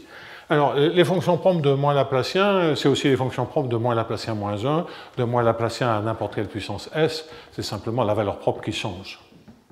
Une valeur propre de A, c'est d'une matrice A, c'est une valeur propre de A à n'importe quelle puissance. Donc de façon à ce que si je dois travailler avec moins Laplacien moins 1, ce n'est pas plus gênant que de travailler avec le moins Laplacien. Bon. Donc ça, c'est la première observation. Je triche un peu, parce que moins Laplacien sur RD tout entier, ça n'a pas de valeur propre. Donc si on veut faire les choses proprement, vous mettez l'opérateur harmonique, moins Laplacien plus x2. OK ? Ce n'est pas très important. On pourrait aussi travailler en Fourier, mais bon, peu importe. Ce n'est pas extrêmement important. Fourier avec les commutations, il faut faire extrêmement gaffe. Là, c'est une manière d'assurer le coup. Alors, il y a encore des techniques encore plus bourrines si on veut éviter le fait qu'on ne soit plus invariant par translation, c'est d'approcher RD, mais là je vais vous en passer, par une grande boîte, d'avoir des conditions limites périodiques. Donc là on peut vraiment travailler avec moins Laplacien.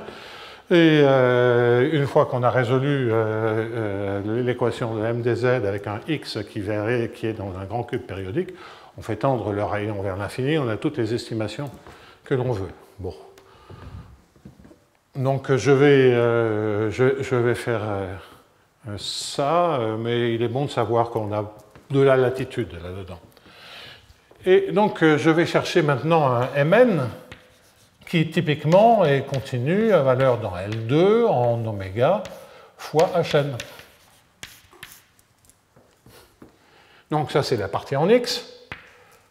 Le tout, ça fait l'espérance, on va gérer l'espérance du carré, et on a une continuité en temps.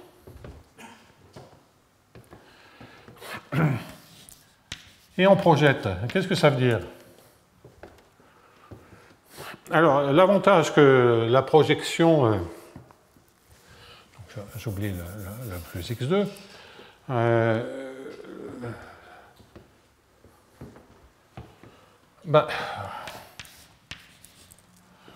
Je mets un Pn, je mets un dij, vous projetez l'équation. Donc je ne vais pas réécrire tous les termes. Hein.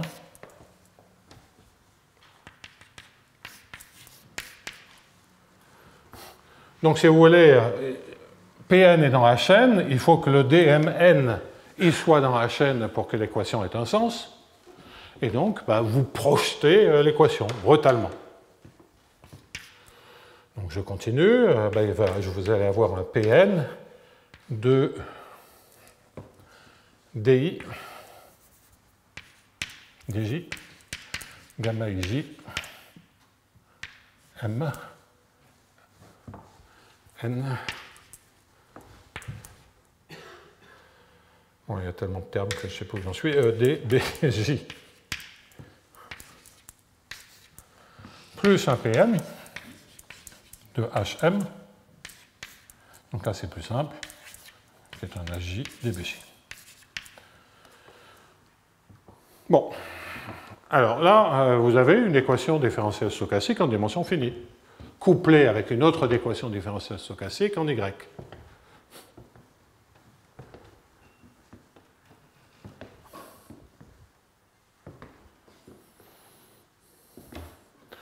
Alors, si on regarde l'équation de Mortensen, Duncan, Sakai en toute généralité, après il y a des techniques plus particulières qui existent, et qu'on veut les résoudre numériquement, il y a une étape comme ça qui passe par exemple par une projection qui est basée sur des grilles et des choses comme ceci. Vous trouverez ça dans la littérature. Après, vous avez une partie stochastique, et là, c'est plutôt une équation différentielle stochastique, et c'est plutôt du Monte Carlo.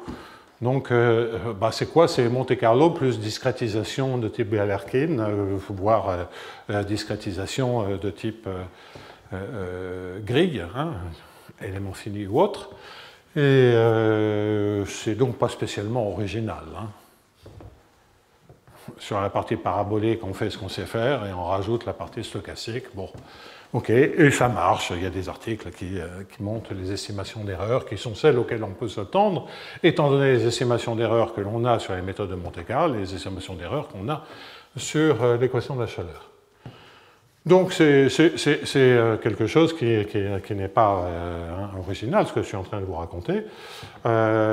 Étant entendu que pourquoi ça marche, c'est que on a les mêmes estimations d'énergie, c'est-à-dire les estimations L2. Donc je ne vais pas reprendre toutes les estimées, mais c'est l'avantage de les avoir faites.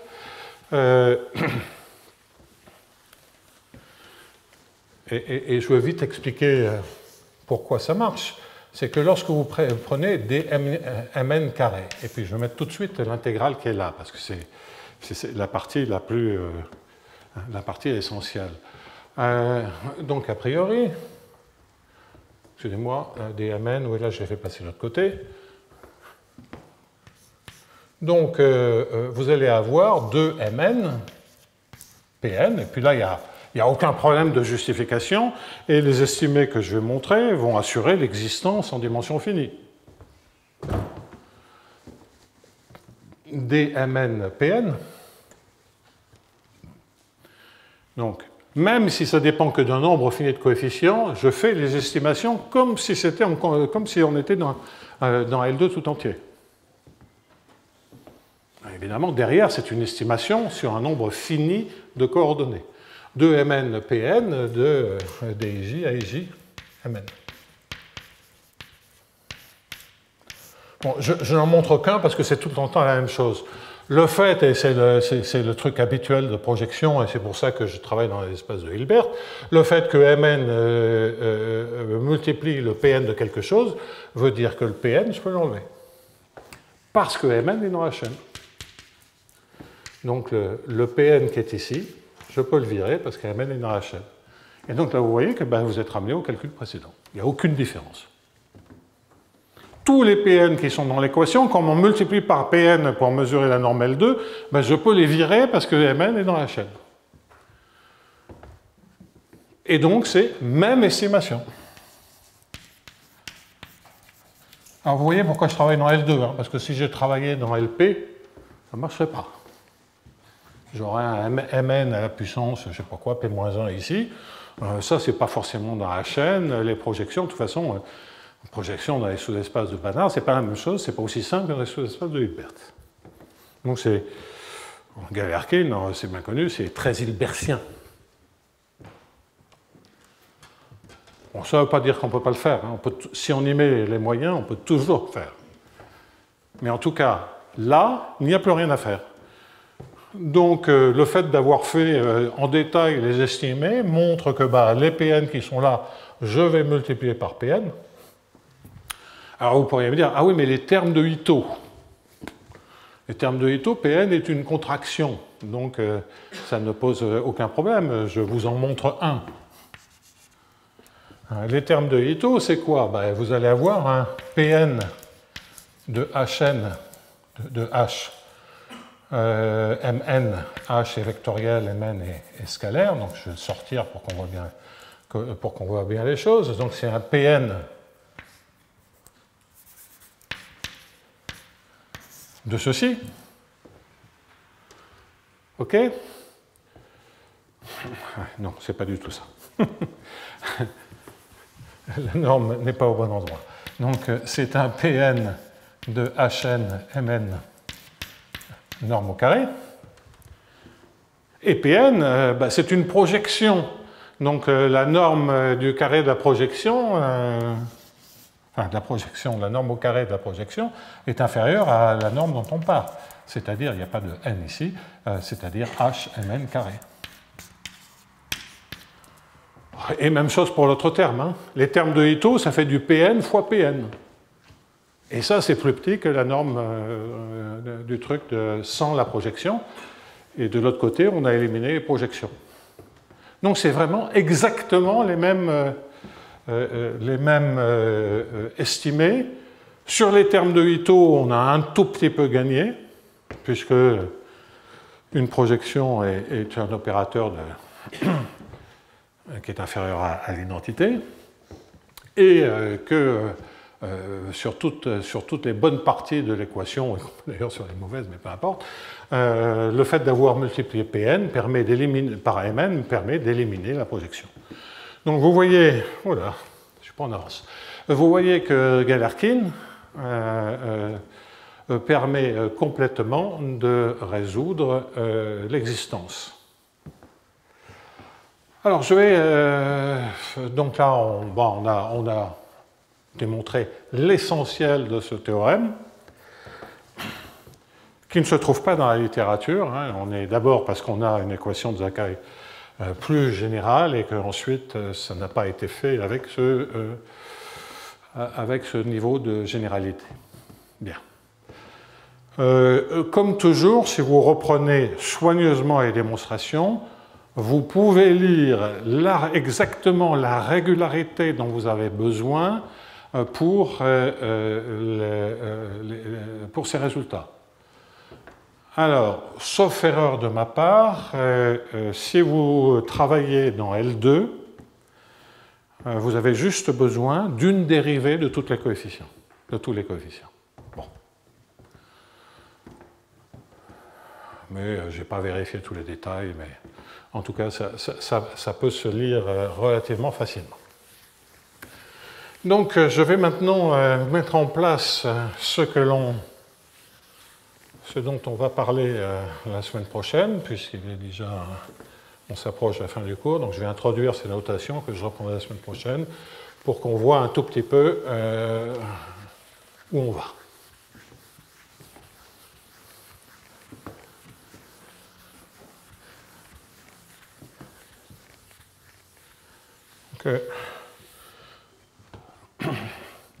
Donc la prochaine étape, ça sera le problème de contrôle optimal et continuité de la fonction valeur.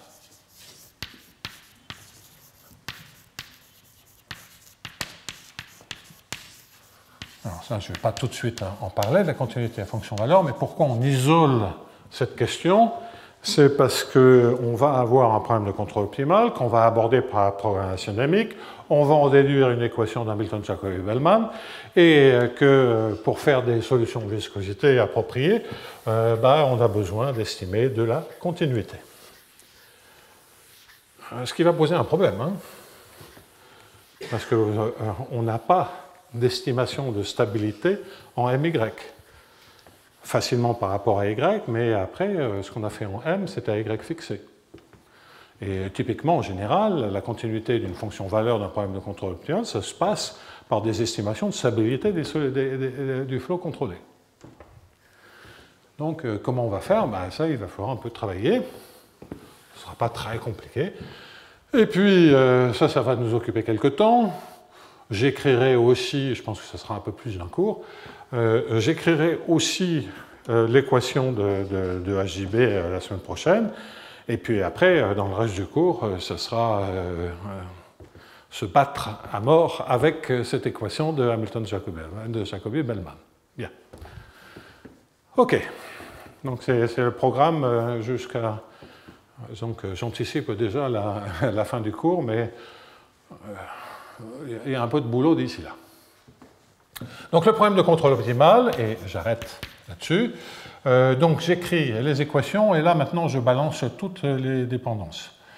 Donc je vais écrire ici DIJ, IJ, donc ça dépend de X, ça dépend de Y. Donc on se souviendra que si X est une variable qui est la variable sur laquelle opèrent les mesures, ou les M, là, le Y, lui, c'est un Y de T et de oméga. Le oméga, ce sont les trajectoires du brownien B. Donc, dj de AIJ XY alpha. Allez, je vais mettre les T ici. YT alpha T, je pense que ce ne sera pas forcément beaucoup plus confus, plus B de X YT alpha T M. OK. Donc là, si je finis là cette parenthèse, ça sera quand même mieux. Voilà, donc c'est simplement de dire, j'aurais écrit la partie parabolique de l'équation qui était jusqu'à présent à gauche avec un signe moins, donc elle est à droite avec un signe plus, étant entendu que maintenant vous avez une dépendance en contrôle, ce qui ne change rien à tout ce que je viens de faire.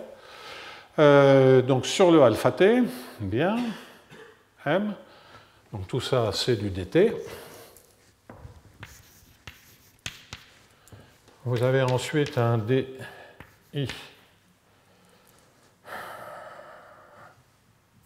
de j.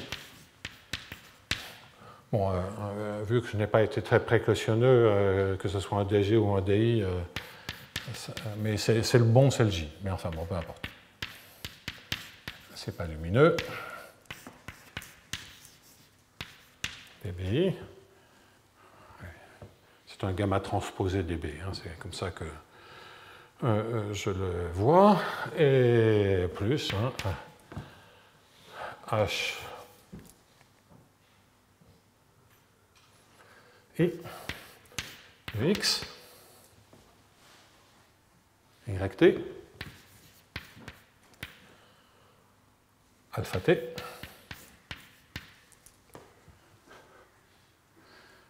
t. Je vais au moins l'écrire une fois correctement en détail, c'est pour ça que je le fais un peu lentement. Donc ça, c'est le y, le m, pardon, et vous avez un dyt, qui est une équation différentielle stochastique standard, avec un mu de yt et de alpha t mu i dbi. Vous pourriez avoir d'autres termes d'ordre inférieur, etc. Alors, on peut se dire, ouais, mais c'est curieux quand même de contrôler la fonction d'observation. Non, c'est de dire que la fonction d'observation, c'est pas que vous la contrôlez, c'est qu'elle peut dépendre du contrôle que vous faites. Suivant le type d'action que vous prenez, vous n'avez pas forcément accès aux mêmes informations. Il n'y a aucune... Ça n'a absolument pas... Ce n'est absolument pas bizarre. Et de manière globale, on est parti d'un système complexe, complet, complètement couplé. Donc, il y a du alpha partout. Et après, on n'a que des informations partielles. Donc ça, c'est l'état du système avec... allez, je vais faire quelque chose que j'ai horreur de faire. Je vais mettre mt à la place de m. Et j'ai oublié justement le mt. Le m ici. Donc c'est un mt de x et c'est un yt. Mais ça me permet d'avoir une variable m initiale et d'appeler également y la condition initiale. Ensuite, on a un v de y de m et de t, qui est la fonction valeur du problème, qui est l'intégrale de 0 à t. Et ce que j'ai ici, c'est un f de ys ms ds plus un g de yt mt. L'infimum étant pris, et d'ailleurs il manque aussi un alpha s là. De rajouter un alpha t ici ne présente aucun intérêt, ça c'est classique en contrôle optimal, puisque quand on s'arrête, le choix que l'on fait à cet instant-là du contrôle ne joue aucun rôle, puisqu'on a fini. Ok, donc l'infimum il est par rapport à alpha qui sont adaptés, donc je vais dire ça comme ça, b mesurable. Et donc, c'est vraiment, je vais oublier maintenant la mesurabilité, c'est justement l'intérêt d'être passé par cette équation de Mortensen-Duncan-Sakai, c'est qu'on observe tous les bruits, on observe tout maintenant. Donc c'est l'inf sur les alpha t, processus adapté à la seule tribu qui est dans cette équation, c'est la tribu engendrée par les B, et qui est à valeur dans un espace de valeur que j'ai supposé métrique compacte pour simplifier. Pensez à une partie fermée d'un espace euclidien. Donc c'est les valeurs possibles prises par alpha t. Vous pouvez également penser que vous avez droit à n valeurs. Enfin, n, il y a beaucoup de n là-dedans, mais vous avez droit à k, grand K valeurs. Alpha 1, alpha k. Et à tout instant, pour chaque tirage, vous avez le droit de choisir l'une ou l'autre de ces valeurs. Donc ça, c'est cette partie contrôle optimal, stochastique. Et en revanche, le f et le y, ils ne sont pas n'importe quoi. C'est une intégrale de f, de y, de m et de alpha fois m. Donc ça, c'est vraiment l'exemple du contrôle optimal. On verra, dès qu'on abordera les questions de continuité, que avoir cette dépendance linéaire n'est pas absolument indispensable. Mais enfin, il ne va pas trop falloir... je ne sais pas pourquoi j'ai tout à coup un f de y et de m, excusez-moi, c'est un f de x, y et alpha. Ce n'est pas de m, c'est x, y et alpha. Donc la dépendance en m, là, elle est linéaire. Bon, j'en ai déjà dit un tout petit mot précédemment. Et ym alpha, et donc c'est une intégrale en x. Et g de ym, la même chose, c'est une intégrale dans g de xy, m dx. Donc, j'écris ça de manière générale, mais les dépendances en m des f et g sont très particulières, puisqu'elles sont linéaires. Bon, elles pourraient être affines, ça ne changera rien, mais ce n'est pas extrêmement naturel. Donc, c'est un exemple. On verra qu'on n'a pas besoin de se limiter à ça, mais si on prend des choses plus générales, il va falloir des opérateurs en M qui aient des propriétés de continuité faible assez sérieuses. Donc les coûts ne sont pas n'importe quoi. Et donc, on sait que l'on peut écrire, et je l'écrirai la semaine prochaine, des équations, si on applique la progression dynamique et qu'on veut arriver à des équations de HJB, il y a un moment donné ou un autre où on aura besoin de savoir si V est continu. Continu dans quoi? C'est dans l'espace dans lequel on plonge l'équation de Mortensen, parce que là j'ai dit le M, le M je peux le prendre dans L2, je peux le prendre dans LP, dans L1, dans les HSP, et si je décide de travailler dans L2, ça sera un C de X, croix, et dans ce cas-là X par exemple ça sera L2, croix RK, je crois que les Y je les prenais dans RK, donc, et puis éventuellement le temps. En fait, on a besoin d'un peu plus. Donc ça, c'est pour le T, ça, c'est pour le Y, et ça, c'est pour le M. On a besoin d'un peu plus, surtout lorsqu'on est en dimension finie. Le V, on se convaincra relativement aisément qu'il est borné. Donc ça, c'est pas trop compliqué. Mais il faut un peu plus que la continuité. Il y a des questions, il faut de l'uniforme continuité, au moins sur les bornés. Donc quand je mets C, il va falloir un peu plus que ça. Parce que continuité sur RK ou uniforme continuité sur RK, c'est la même chose. Mais quand on a un espace de dimension infinie, les boules sont plus compactes, donc l'uniforme continuité, c'est une vraie estimation. Et on a bien vu qu'il fallait faire attention, parce que là, pour l'instant, de la continuité en M, on peut en espérer, vu la stabilité, que lorsqu'on fixe Y complètement. Et je veux étudier un peu plus de continuité. Donc la continuité, il va falloir retravailler un peu les notions de stabilité qui ne passeront pas par des distances sur l'espace simple sur l'espace produit. Donc là, il va falloir qu'on retravaille encore un tout petit peu, et ça sera l'objet du cours la semaine prochaine. Donc je repositionnerai le problème, j'écrirai quand même un peu les équations de HJB pour qu'on se prépare mentalement à les affronter, et puis l'essentiel du cours sera consacré à étudier La continuité. Sur ce, le cours est fini dans, je suis en retard, 10 minutes.